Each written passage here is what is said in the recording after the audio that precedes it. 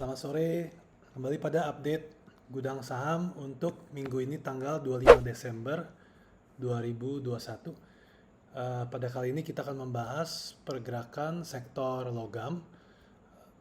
Seperti biasa, sebelum kita mulai, kita update pergerakan IHSG selama seminggu terakhir.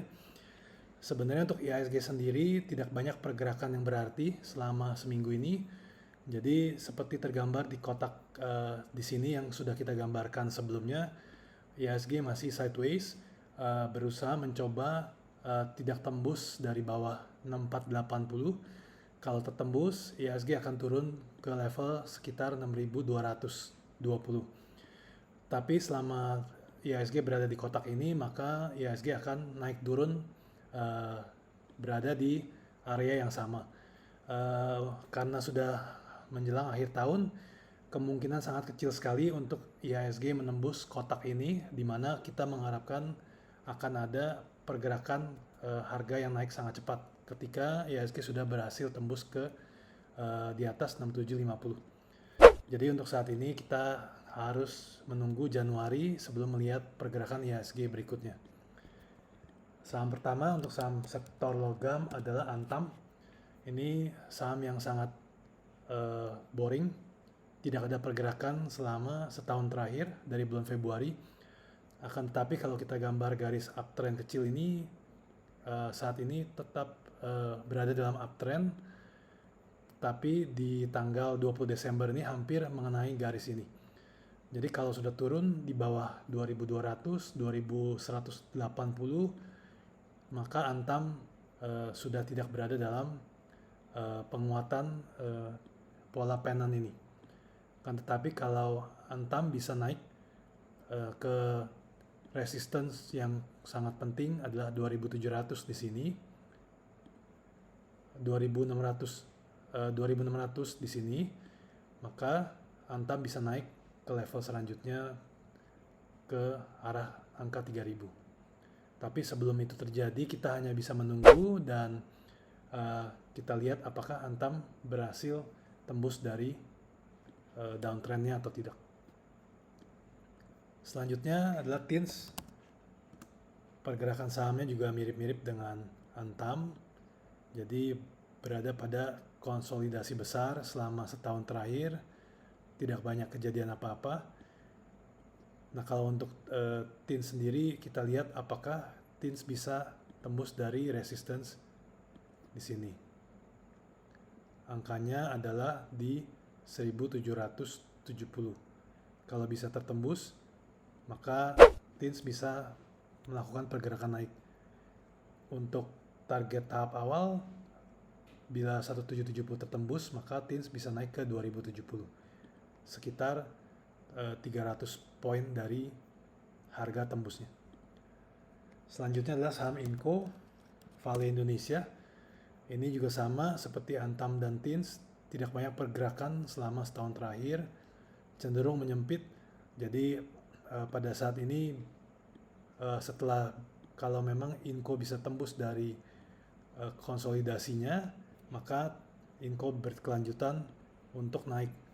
Jadi kalau Inco sendiri kita lihat jangka pendek seperti ini, trading range-nya, jadi angka yang perlu ditembus adalah 5350. Itu untuk Inco. Selanjutnya adalah saham DKFT. Ini juga sangat buruk, cenderung downtrend sejak bulan Januari. DKFT sempat stabil antara Agustus sampai Desember, tapi sekarang ini sudah tembus dari supportnya, jadi sudah tidak ideal lagi. Kita lihat support berikutnya ada di angka 100. Untuk masuk sebaiknya jangan masuk dulu sebelum garis downtrend ini tertembus, jadi sebelum naik ke angka 140. Itu untuk DKFT. Selanjutnya adalah MDKA. MDKA ini uptrend, tapi dalam sebelum-sebelumnya sempat tembus ke bawah dari garis uptrend ini. Jadi ini adalah saham yang sangat sulit untuk dibaca. Jadi sempat tembus di sini di September lalu naik kembali. Tapi secara garis besar masih uptrend, terlihat sangat tinggi. Kalau memang yang belum punya, sebaiknya menunggu di angka 3100. Jadi selain dari support horizontal di sini juga masih berada di dalam garis uptrendnya. Selanjutnya untuk saham logam adalah Medco. Karena Medco mempunyai tambang tembaga, ini Medco. Medco masih downtrend sejak waktu sebelumnya kita diskusi. Saat ini mencoba stabil di level 470 sampai 520. Tapi kalau bagi yang belum punya, sebaiknya tunggu dulu. Kalau memang bisa tembus di atas 520 boleh dipertimbangkan.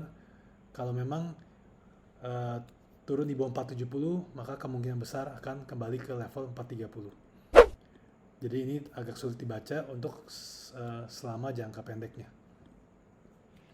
Lalu terakhir adalah saham Harum Energy.